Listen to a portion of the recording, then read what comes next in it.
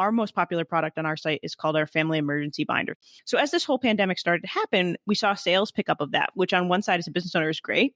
But on the other side was really emotional for me of, am I profiting off a crisis? Am I taking advantage of the situation? You're listening to Financial Grownup with me, certified financial planner, Bobbi Rebell, author of How to Be a Financial Grownup. And you know what? Being a grownup is really hard, especially when it comes to money. But it's okay. We're going to get there together. I'm going to bring you one money story from a financial grownup, one lesson, and then my take on how you can make it your own. We got this. Welcome, friends. We're going to be talking about running a business during the pandemic. Despite all the headlines about how many businesses are suffering, some are doing okay. Some are doing better than okay. And in some very fortunate cases, businesses have been able to pivot and even grow their businesses. We hear, for example, about clothing companies making masks. Is that opportunistic, or is that a smart business adapting to change while also serving a community need? This week's Financial Grownup, Chelsea Brennan of Smart Money Mamas, saw sales of an already strong seller, a financial organization system, skyrocket as the crisis has grown. And while she was thrilled, of course, to see the sales increase, Chelsea also felt that she should balance her profit in this situation with giving back a little, maybe offer a big discount. Except by helping her retail consumers, she could financially hurt her business affiliates. So Chelsea had some unexpected tough decisions. A former hedge fund manager, Chelsea is also the host of Smart Money Mamas podcast. Here is Chelsea Brennan. Hey, Chelsea Brennan, you're a financial grown-up. Welcome to the Financial Grown-up podcast. Bobbi, thanks for having me. I'm so excited to be here. I'm excited to learn a lot from you, especially with everything going on. You were the founder of Smart Money Mamas, which is a personal finance community for moms. I am a huge fan, and I've learned so much from all of the resources that you have. How is your community managing during this pandemic? I think everyone, same as everyone, is a little bit freaked out of just wondering what's next. We have a lot of people that still luckily are able to work from home and so far are managing, but it's just that not knowing if the other shoe is going to drop and they're going to, face layoffs. And so a lot of managing what's to come.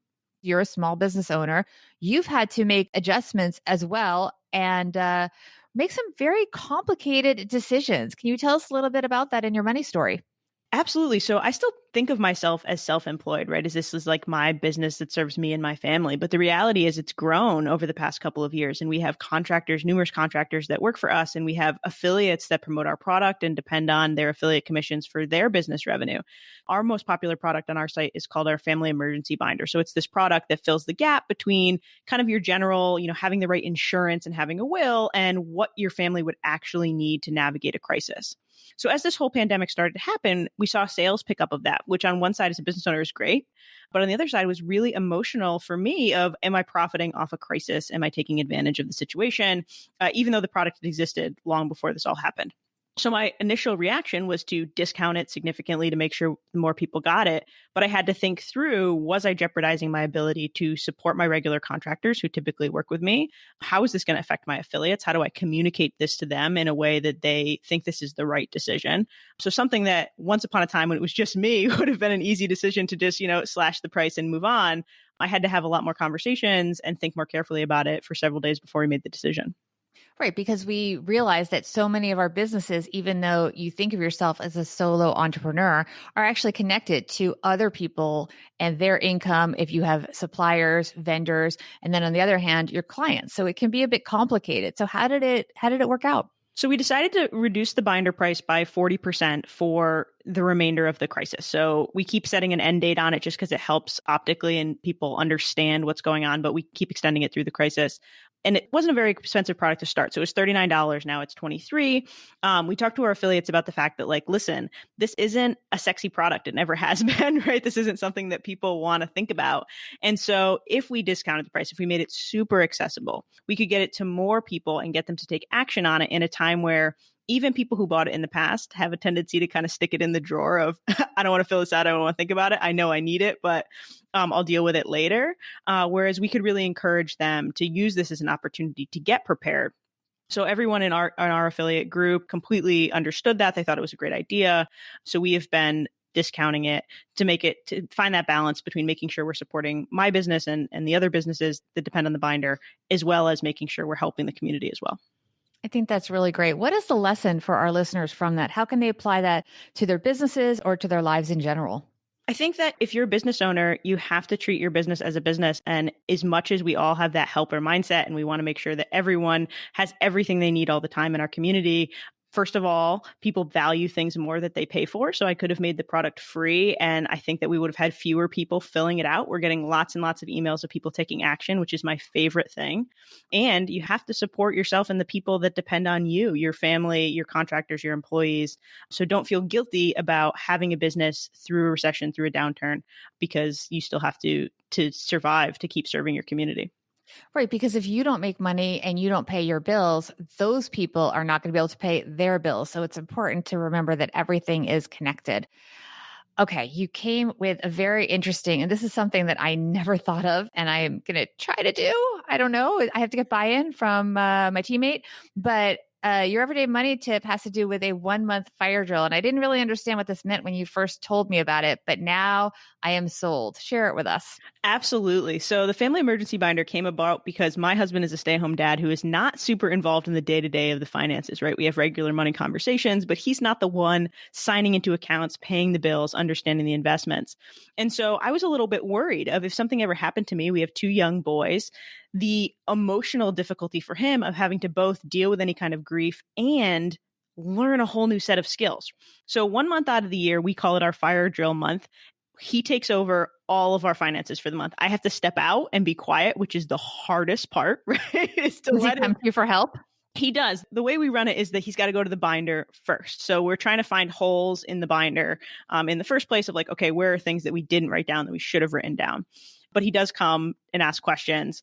The first time was a little bit difficult, right? We had a couple things that fell through the cracks a bit, but that's natural. And now we're in year 3 and it's gotten a lot easier, right? He knows when we have money conversations in the other 11 months of the year, he's more involved. He has more buy-in. And I feel like it's built a lot of comfort for both of us. So my money tip is if you have one partner in a relationship that manages the majority of the finances, or if your equal partners switch, let the typically secondary partner take over and really get some practice in case they ever have to step in, because they likely will at some point, even if it's just a temporary point of, an illness or whatever, then they have that comfort that they can do what they need to do.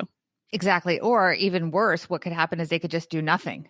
And that would be even scarier. And what about if people sort of share things equally, if they divide and conquer, which a lot of couples do? Yeah, I love the idea of swapping completely, right? So take over the other responsibilities. We see this sometimes with like home maintenance and childcare, right? Where one partner is the stay-at-home parent. We have this in our house, except the difference is I'm home, also working from home, so I kind of see what's going on.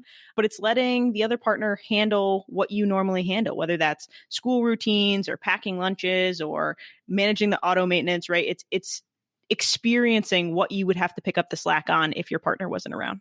See, I love this idea until you brought up auto maintenance. I don't know if that's ever going to happen in my house, but it's true. And it's good for us to think about that because I do the majority of our financial management in our family. And I love the idea of my husband maybe taking a crack at it at one point doing this fire drill, but I don't love the idea of having to do all the things that he does because he manages all the things that completely intimidate me. And I'm sorry if I'm falling into a stereotype, but they do. So I'm going to take that under advisement and report back to everybody.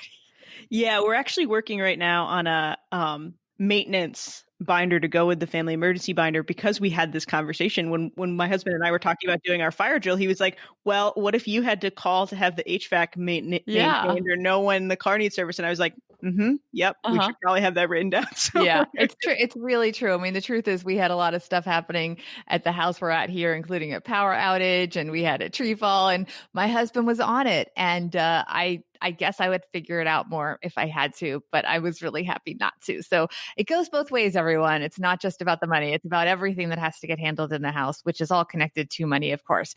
And speaking of money, Smart Money Mamas, let's talk a little bit about that. It's a whole community. It's a blog, but you also, for example, you were ahead of your time with a virtual summit that you did, and you're going to be doing another one too. Yeah, so we have an annual summit called Mamas Talk Money that happens in October, which is a lot of fun. We talk about all areas of finance for moms, starting with mindset, going through kind of basic budgeting and debt maintenance, through passion and purpose and building careers and businesses that you love. So we did that for the first time last year. We had over 18,000 moms attend, which was crazy. Wow. And we're hoping to top that this year. But yeah, so we have the blog and we have a podcast, the Smart Money Mamas Show, and we really want to create a place that it's comfortable to talk about money and to dream big and connect with having a more positive money story and belief in what you can achieve.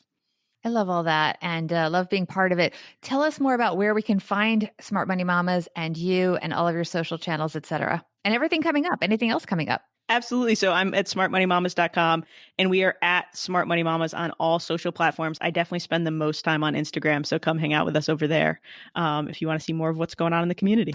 Thank you so much. Thanks so much for having me. Okay, my friends, here we go. Financial grown-up tip number 1. Think about all the financial stakeholders before making a money-related decision. For Chelsea, this included not just herself and her family, but also people with whom she had business ties and, of course, her customers. This applies even to our families. You may want to do something with the family's money, but we need to all think about the impact it will have on everyone in our financial ecosystem. Financial grown-up tip number 2, pay it forward, but also pay yourself. My bet is Chelsea's community will remember that she cut them a break during this tough time.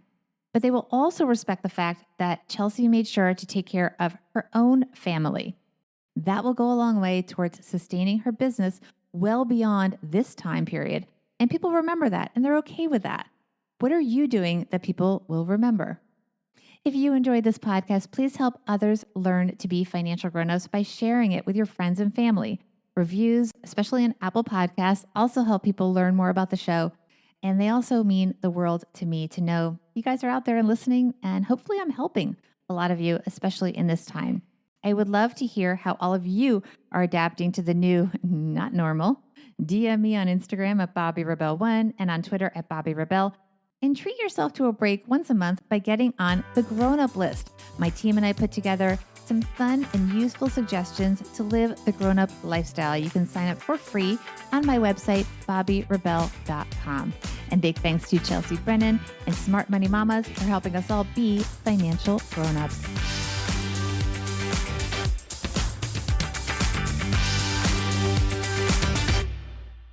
Financial Grown-Up with Bobby Rebel is edited and produced by Steve Stewart and is a BRK Media production.